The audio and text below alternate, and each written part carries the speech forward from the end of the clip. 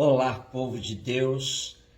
Quinta-feira, 11 de agosto de 2022, Santa Clara, 19ª semana do Tempo Comum.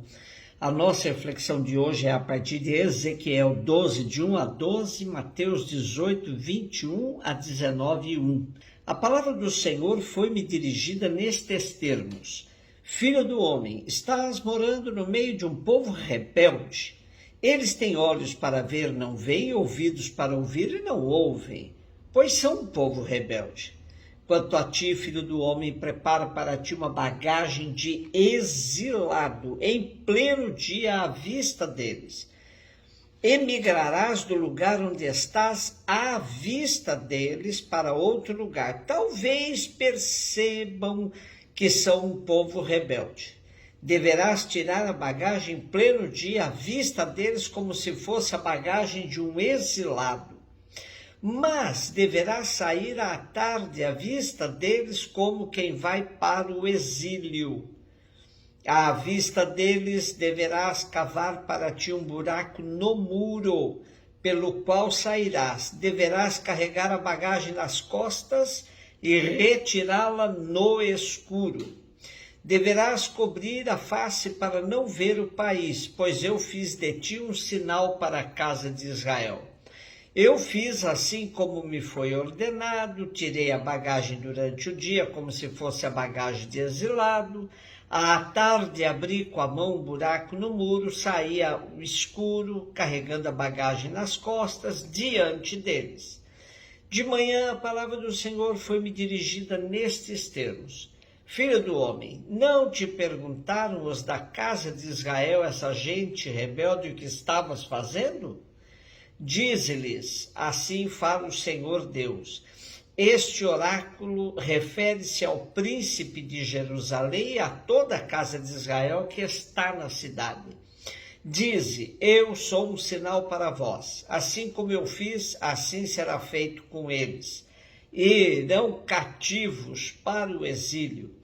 O príncipe que está no meio deles levará a bagagem às costas e sairá ao escuro. Farão no muro um buraco para sair por ele. O príncipe cobrirá o rosto para não ver com seus olhos o país. Temos hoje mais uma parábola do profeta Ezequiel, uma ação simbólica confirmando que Jerusalém não tem futuro, cairá nas mãos dos caldeus, mas também acaba com as esperanças dos que já estão no cativeiro da Babilônia. Não regressarão enquanto não pagarem suas dívidas com Javé.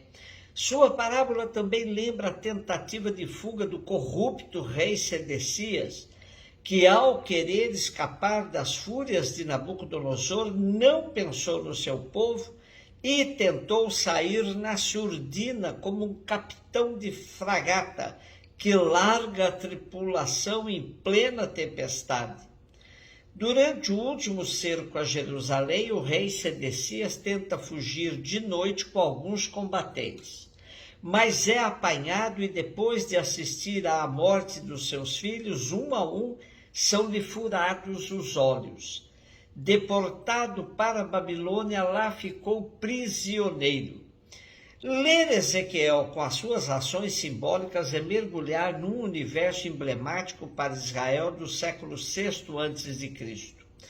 Esse profeta era também sacerdote e viveu intensamente a realidade do seu povo no cativeiro da Babilônia.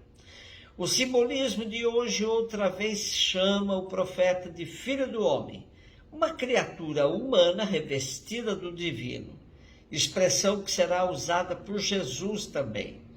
Essa expressão, ter olhos para ver e não vê, e ter ouvidos para ouvir e não ouve, é comum para significar pessoas de coração fechado e duro, que não ouvem mais palavras dos profetas. Jesus também usa essa expressão quando explica aos seus discípulos por que ele fala em parábolas. O mandato de Javé é também simbólico.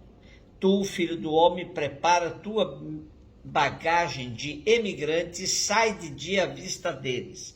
faz um buraco na parede, põe a bagagem aos ombros e sai da obscuridade. Cobre o rosto para não poderes ver o país. A realeza, de fato, conheceu o fundo da fossa. Esse é o destino daqueles que têm olhos para ver e não veem, têm ouvidos para ouvir e não ouvem. Mateus 18, 21 a 19, 1. Pedro aproximou-se de Jesus e perguntou: Senhor, quantas vezes devo perdoar se meu irmão pecar contra mim? Até 7 vezes? Jesus respondeu: Não te digo até 7 vezes, mas até 70 vezes 7. Porque o reino dos céus é como um rei que resolveu acertar as contas com seus empregados. Quando começou o acerto, trouxeram-lhe um que lhe devia uma enorme fortuna. Como o empregado não tivesse com que pagar, o patrão mandou que fosse vendido como escravo junto com a mulher e os filhos e tudo que possuía, para que pagasse a dívida. O empregado, porém, caiu aos pés do patrão e, prostrado, suplicava: Dá-me um prazo, eu te pagarei tudo. Diante disso, o patrão teve compaixão, soltou o empregado e perdoou-lhe a dívida. Ao sair dali, aquele empregado encontrou um de seus companheiros que lhe devia apenas 100 moedas. Ele o agarrou e começou a sufocá-lo, dizendo: Paga o que me deves. O companheiro, caindo aos seus pés, suplicava: Dá-me um prazo e eu te pagarei. Mas o empregado não quis saber disso.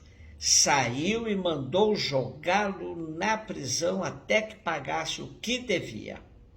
Vendo o que havia acontecido, os outros empregados ficaram muito tristes. Procuraram o patrão e lhe contaram tudo. Então o patrão mandou chamá-lo e lhe disse: Empregado perverso, eu te perdoei toda a tua dívida porque tu me suplicaste. Não devias tu também ter compaixão do teu companheiro, como eu tive compaixão de ti? O patrão indignou-se e mandou entregar aquele empregado aos torturadores até que pagasse toda a sua dívida. É assim que o meu Pai que está nos céus fará convosco, se cada um não perdoar de coração ao seu irmão. Ao terminar estes discursos, Jesus deixou a Galileia e veio para o território da Judéia, além do Jordão. O capítulo 18 de Mateus é conhecido como o capítulo das instruções comunitárias. Pedro, sempre impulsivo, pensa que está fazendo muito em propor o perdão até 7 vezes. E Jesus logo lhe propõe um caminho totalmente novo. Do número generoso de Pedro, Jesus salta para um número infinito, de 7 para 70 vezes. 70 vezes 7. Isto é, perdoar a perder de vista. E para ilustrar bem essa conversa com Pedro e instruir a todos da comunidade, Jesus lhes conta uma parábola. E nesta parábola chama-nos a atenção os contrastes extremos. Os 10.000 talentos da primeira dívida valem cerca de 1 milhão de vezes mais que os 100 denários da segunda dívida. 100 denários é o salário de 100 dias de trabalho de diarista. 10.000 talentos é uma quantidade fantástica, 100 milhões de denários. O relato não explica como o funcionário pôde endividar-se a tal ponto. Pensemos que pode ser um corrupto governador de uma província. Ele não se recusa a pagar, só pede um prazo. O patrão responde cheio de compaixão e perdoa. Já perdoado, deveria imitar, em escala até reduzida, o exemplo do patrão. Porém, recebeu misericórdia, mas não soube agir da mesma maneira. A graça recebida não lhe transformou o coração. Por isso, atraiu sobre si o inevitável juízo e o castigo divino. O perdão ao irmão condiciona o perdão do Pai que está no céu.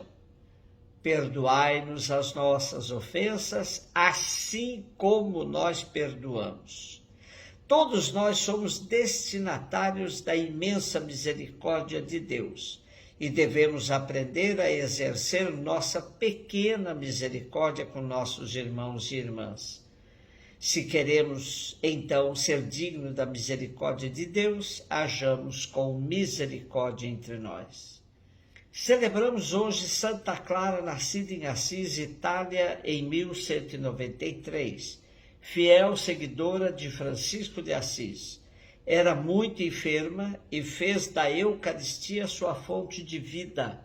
Faleceu em 11 de agosto de 1253. Um beijo no seu coração.